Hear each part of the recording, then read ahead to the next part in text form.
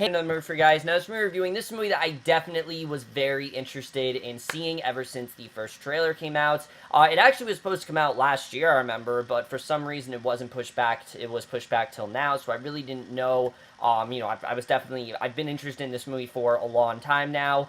But I really didn't know much going into it, and now I finally seen it. And that movie, of course, is A Cure for Wellness.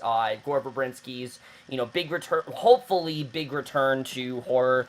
But let me explain, because I was very much looking forward to this movie. I really was, but so much so that unlike other films, I only watched the first trailer. I stayed away from any other sort of ads or the second trailer that came out because I wanted to go in this movie as blind as possible. And rarely do I do that. And I've been, a lot of people have very strongly advised me not to do that.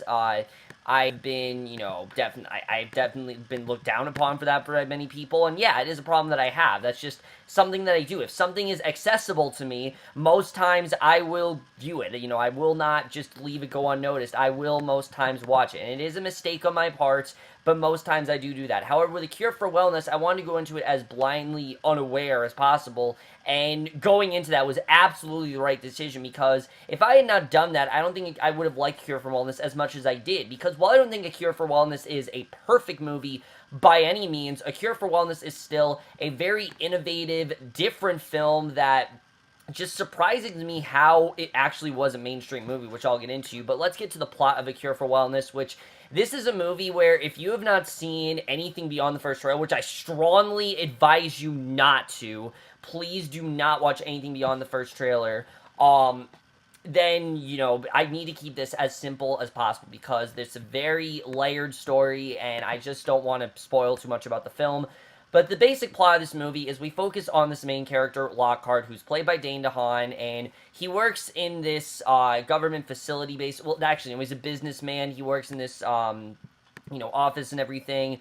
And basically, the head of the office he's the executive. The young, the boss of the CEO, like the one who, helmed it all, he has just unexpectedly had a heart attack. We don't know exactly what happened, but the first scene in the movie, we see that happen. And basically, Lockhart is sent to retrieve the new company CEO, Mr. Pembroke, and basically get him to replace everyone. And Mr. Pembroke was residing at this really weird wellness center that Lockhart has to go and retrieve, to retrieve him from, but he soon learns that this wellness center is a lot more evil and mysterious than everyone thinks it is, and that basically is the plot of A Cure for Wellness overall. But let's get in this movie, starting off with the cast, which that was definitely one of the things that got me very interested in this movie. I thought the cast here looked really great. I thought we had a really great cast here, and a very ambitious cast as well, because despite, 3 actors, the rest of the cast is very unknown. But let's first talk about Dane DeHaan as Lockhart, because I've always really liked Dane DeHaan. I think he's a fantastic actor. I think he's done some really great films, but he hasn't really done anything that great. Like, nothing where it's like, oh my god, Dane DeHaan is an amazing actor. Like, he's definitely done some things that I've really liked, i.e. Amazing Spider-Man 2. I actually did like his acting in that movie, or something like Knight of Cups, or even The Place Beyond the Pines. He was amazing in The Place Beyond the Pines. He hasn't had that one movie that was all his own, and that he was able to really give an incredible performance. And I think the last time it happened was Chronicle. That was how we were introduced to Dane DeHaan, and he absolutely pulls it off in this film. I really loved him as his character of Lockhart, and I thought he did a really great job. Lockhart is essentially the everyman in this film. His first name is never revealed, which was an interesting choice, but yeah, he's only known as Lockhart in the film, and this character is very, very interesting. He has a past that kind of haunts him, especially something that goes on with his dad that I'm not going to indulge in this film. I'm not going to talk about, what exactly transpires with that, but basically there's something that happened with his dad that very much haunts him. He has a very haunting past because of it, and he eventually does become obsessed with this, wellness center. He wants to do what he can to figure out what this wellness center is all about. He knows that something very weird is going on, and the more the movie goes on, the more invested he becomes, in the film. And to see Dane DeHaan does a great job really portraying the wonder of it all, and just the sheer the sheer mysteriousness of it all. He really does not know what this means, and he's, intrigued by it. He really wants to know more what's going on here. He's so transfixed on this Spawn. He does a really great job of that. I really did love his character. Thought he was fantastic in this movie, and he definitely did do a very good job. I definitely really did like him here.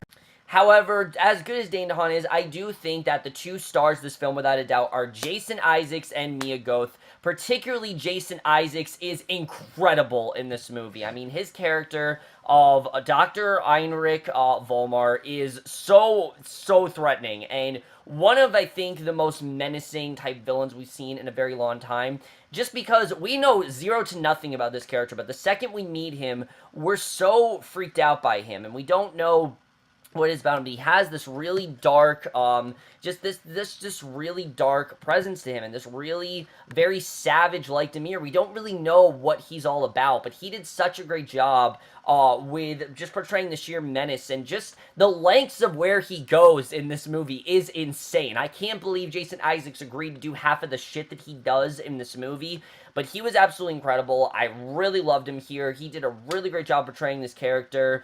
They definitely did try to peel back the layers, and he did a good job of them. I definitely did like what he had to do here. And then Mia Goth as Hannah, I really did like her in this movie, and I was a bit worried about Mia Goth because she's not a relatively known actress. She's only done about a couple films.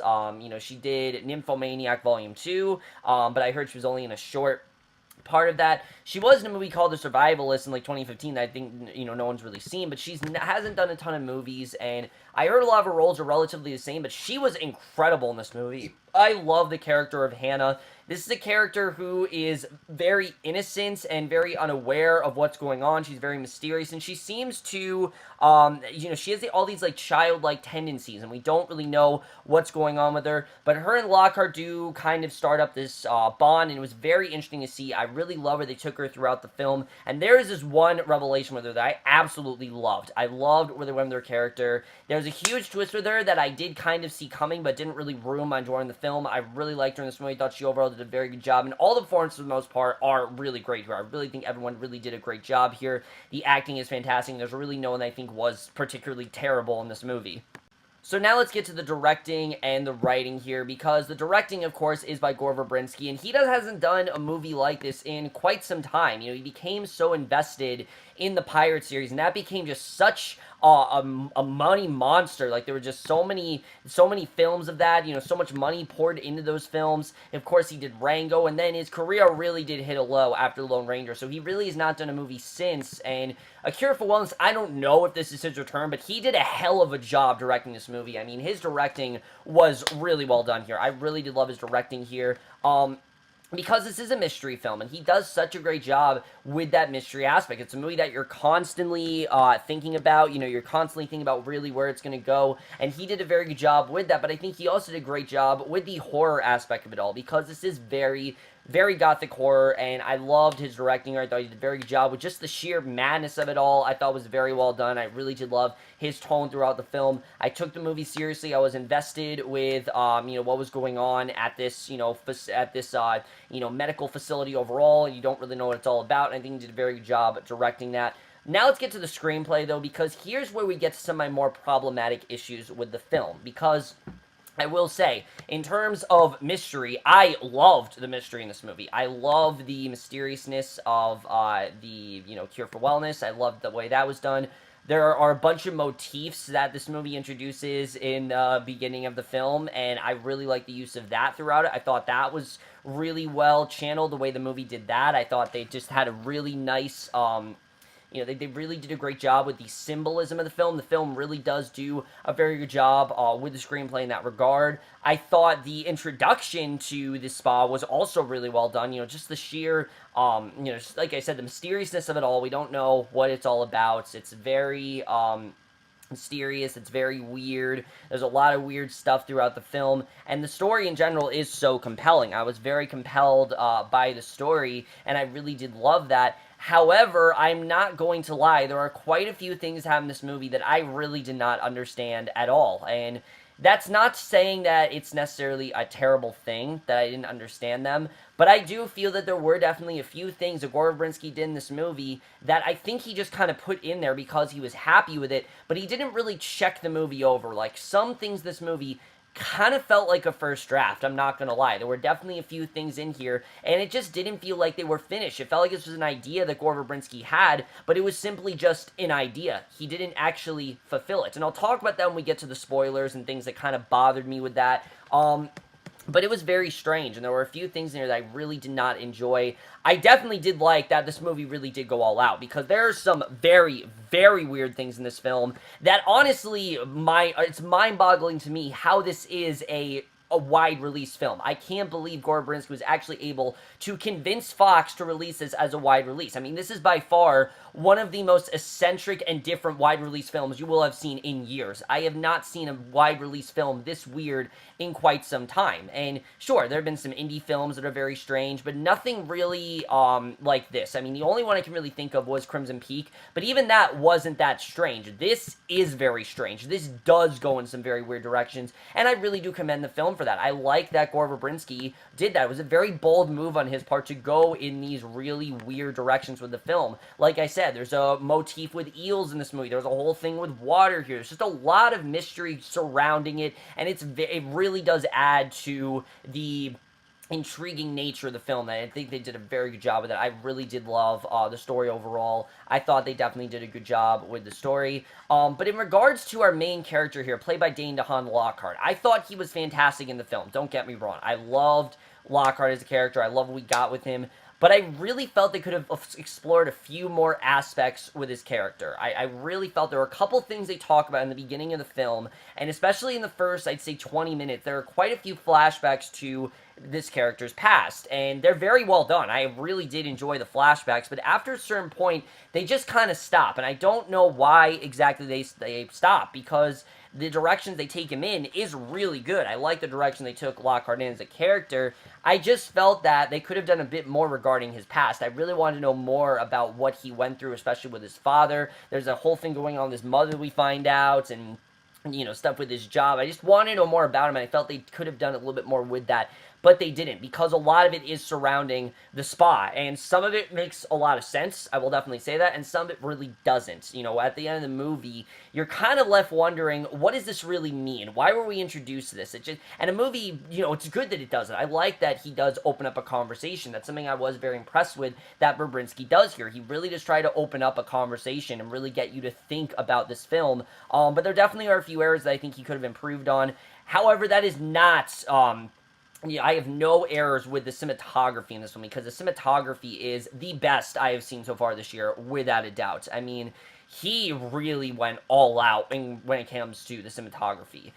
First of all, I don't know if you guys know this, but the spa this movie takes place in, that is an actual place. This is not a set we're talking here. What this was actually a torture chamber for people in World War II in concentration camps, which is crazy to think about, but yeah, this was a concentration camp at some point. And then it was it was like this Russian experimental facility. I mean, it's been around for a very, very long time, and you can definitely tell. I mean, it doesn't look, you can't at all tell that it is old, because they did everything they could to refurbish it and make it look brand new, and it looks brand new. They did such a great job with the cinematography here. I love the look of the sets, and there's so many astounding shots in this film that I really did love. I thought the cinematography looked incredible. I thought they did an incredible job with it, and it really did add to my enjoyment of the film. Again, there's some very, very strange things that happened here, and I love what the film just went for. I love when a film pushes boundaries and just goes for it. They don't try to hold anything back,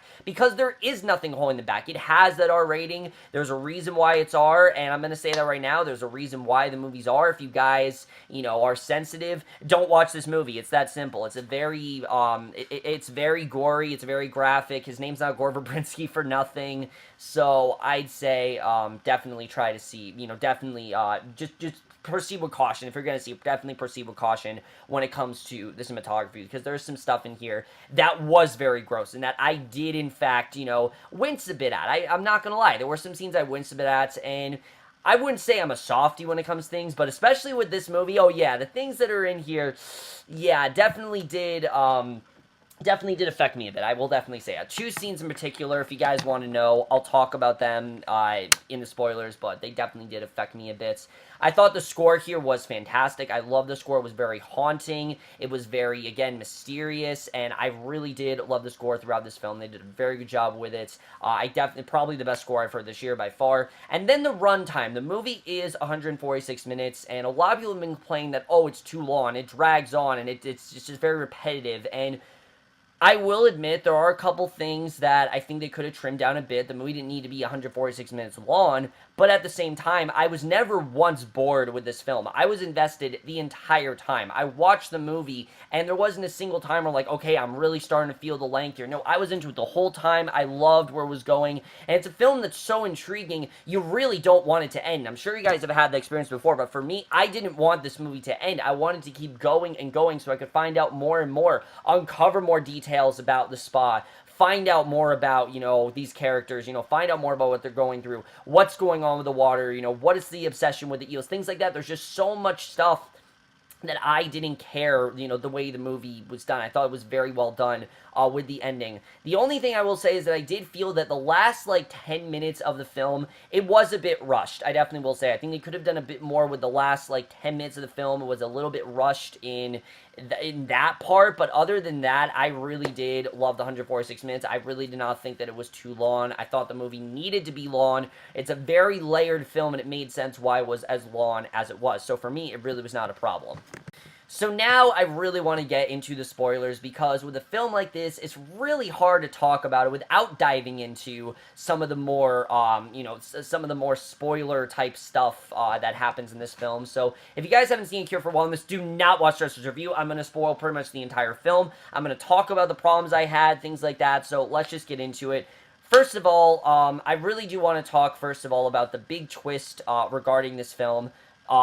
I'm not gonna lie, I predicted, I'd say, not an hour in, maybe like an hour and 30 minutes in, I had this revelation, with Hannah, and I saw her interact with Jason Issacs, because up till then, I didn't know what was up with her. I thought that there was just something about her that I didn't know really what it was. But like I said, she does have a very childlike essence to her, and we don't really know what that's all about. But through her interactions with Dr. Vollmer, constantly throughout the film, it was kind of like, wouldn't it be cool if Hannah was Dr. Vollmer's daughter? I wasn't, I didn't think it was actually going to happen, but yeah, she actually is his daughter. And like I said, this wasn't something where I was upset that it happened. I like that they went this direction. I like that Hannah and Dr. Vollmer are father and daughter. I like that. I really do think that's a very well done twist, and the film had enough hints to really build it up very well. It wasn't something where it just kind of came out of nowhere. I hate twists that are like that. I like twists where you have stuff to build it up and it makes sense. There really is a lot of stuff that build up with Hannah and with Dr. Vollmer, and it makes sense why they went that direction they did with these two characters, and that really did make sense to me. And I really did like the reveal that she was his daughter. I thought that definitely was very well done. And I also did kind of predict that the Baron, that the daughter that, we heard about from the Baron that he threw out was in fact Hannah. I had that feeling it was going to be her. She was the only female character that had a lot of focus in this film. Victoria Watkins had some, but not really. So I was very happy that she ended up being the daughter. It wasn't something that really, ruin the film. It didn't, make me feel like it went to a predictable direction, because it was predictable, but it was satisfyingly predictable, if that makes any sense. I think it was a satisfying way of, making sense what this character was going through, and that scene where she eventually does get her period is extremely well done. I love the way that scene was done, with her getting her period and then realizing that she's impure now, and what I thought he was going to do, I thought that he was going to throw her in the water. I thought that the movie was going to come full circle, where she was going to be thrown and fed to, the eels. I thought that's what was going to happen, but we eventually realized that Hannah is like 200 years old because of this water that essentially he has put in because, the eels, are in fact toxic. Yes, they are toxic, and they definitely, that's what's making everyone sick. But between the eels and then the human remains, he takes the human remains and he makes it into water, and that's what him and his daughter have been drinking, which is disgusting to think about. But I thought it was overall a well done twist, and I get what he was trying to do. The aspect of him raping Hannah, I thought was a bit gratuitous. I will say that. I think they really only did that to have a climax. But I did like Dr. Vollmer ending up being the Baron. I thought that was an incredibly well done reveal, and I knew something was up with him because there was a scene very early on in the film where he stops instigating a fight between, you know, Lockhart and this this member of the bar, and, you know, he breaks it up, and basically we see there's like blood on his forehead, and then he just wipes it off, but there's no like there's nothing that seems like there's no blood coming out. It's just on the tissue, so you know there's definitely something up with him. And I like the reveal it was just a mask, and he actually was very badly burnt up. And a lot of people have asked, you know, how did it happen? I don't really think it matters. I don't really think it matters how Dr. Vollmer was burned. I think we just know that he was, in fact, you know, he's been, you know, 200 years old. He's drank this water for a long time. But that also leads me into some of the more problematic issues with this film, especially when it comes to the water, because as we know, Dr. Vollmer has, you know, taken this for a while, and you can definitely imagine that he probably was the same age he was, when the castle was first burned down, was, you know, in 1904, you know, or however long it was, when it was first burned down, he probably is the same age that he was then. But that doesn't really make sense with Hannah as a character, because in order for that to be true, for him to live in 1904, Hannah would have to be a little girl. I mean, wouldn't it just make sense? You know, he ripped the child from her. She'd still have to be a little girl. Why is she 20-something years old? I thought this is supposed to make you not age and live forever. I mean, that did not make sense to me. And why does Hannah not have that mask on her? That also I didn't understand. Why isn't she hiding her decaying skin? I didn't understand that with Hannah's character. Why is she completely unaffected by all this? Felt very weird to me. I get it that she is, you know, supposed to be like a child, but that didn't really make a ton of sense, and I don't know why they decided to do that. I think Hannah, honestly, should have looked more decrepit. She should have looked more old. And when we got that reveal of Dr. Vollmer, I was waiting for something with Hannah, where she has this revelation that, you know, her pure and very young and youth type skin is just a mirage, and that she actually, you know, it's actually not real. It's just this facade that he's planted on her, and that the skin isn't really real. I wanted something like that, and they didn't go in that direction with her. And it was kind of weird they didn't do that. I was really expecting something to happen there, but that just didn't happen. But that's not the thing that pissed me off the most. The thing that annoyed me the most here is, as you guys know, there is that scene where Lockhart tells everyone that, oh, the water you're drinking isn't good. They go to basically attack him because they're all, like, hypnotized by well, not hypnotized, but they're under the illusion that this is going to help them, that this is going to get them better. Because, of course, Dr. Vollmer is obsessed with the idea of the human condition, that because something isn't working, because everything's going right, a man suddenly thinks that he is not well, and that things are not going well for him, and that's the thing that Dr. Vollmer is trying to do. There really is no cure. He's just making them high so him and his daughter can continue to have water to consume, so that way they'll live forever and he can eventually rape her. That's at least what I got from it, which doesn't make a ton of sense, but, you know, what made even less sense is when Lockhart is eventually fed those eels, and we see a scene with Hannah where she goes to him, and Lockhart is acting like every single other patient there. We even see he goes as far as to be in the tanks with all the shriveled up bodies, all those dead bodies that he has in those tanks. He's in there. And then there's the part where he is, you know, participating in the different in the various, you know, copious activities that the other members are. So why is Lockhart later, when it's revealed that Hannah, you know, he's going to rape her, and that's actually revealed that Dr. Vollmer is the Baron, why is he acting like his old self again? It felt very strange to me that the film made a choice to make him like the other members, and then completely detracted from that, and he was back to normal. That didn't make sense to me at all. But the same could be said for Pembroke. Why are they completely unaffected by what's going on? They didn't give an explanation for that. It made no sense to me whatsoever, and if that wasn't there, I probably wouldn't have had as many issues as I did, because I really did enjoy the film overall, I want to say that, but that particular thing just felt very strange. Now, I did like the overall ending. I love the ending of Mia and Lockhart, you know, Lockhart getting, yeah, not Mia, I mean, her name is, you know, Hannah and Lockhart. I love the ending of Lockhart running into all his old coworkers and them trying to take him back, but him wanting to abandon that because now he has fought the society. He has finally fought the enemy. He's taken down the man that has commanded all them all. You know, he finally wants to break that cycle, so he's going to go with Hannah. Who knows where they're going to go? I thought he smiled because, somehow he has his teeth back again. That didn't make sense. How the hell did he get his teeth back? I don't understand that at all. I don't know if he stopped drinking the water at the right time, but that was very strange to me how that happened. I didn't really understand that very well. I get it that obviously they treat him like a regular patient, but he was experiencing all the same other side effects that the other patients were. So why didn't the movie just end with Lockhart essentially just becoming the one to start? I thought the movie was going to end one of two ways. I thought either Lockhart was going to get away and he was going to leave with Hannah, or he was going to basically essentially become susceptible to all the same things that the other patients were, and he was going to be the one to start it up again. Like, he was going to build the new castle. That's what I thought was really going to happen. But it didn't end like that. It ended with him instead, you know, leaving, and I was fine with the overall end. I just didn't really understand the ending of him, you know, being completely unaffected by what happened. That really did not make much sense to me.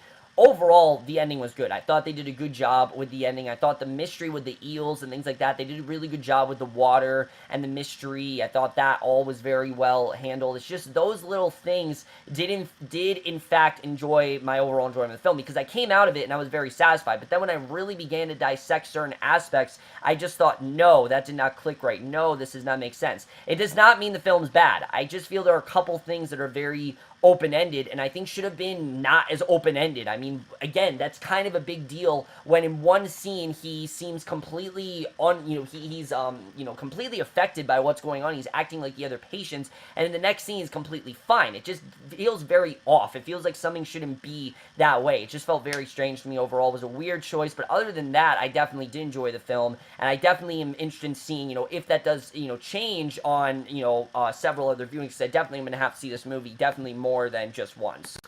So overall, guys, I really did enjoy Cure for Wellness. I think it's a very well done, mysterious film that, again, baffles me how it was actually able to be a wide release. There are a couple things that are very unknown to me that I don't fully understand and I don't fully have the best grasp on. But I think, again, Gore Verbrinski, he wants us to think about that. He wants us to have that he wants us to sit down and have a conversation and really think about that kind of stuff.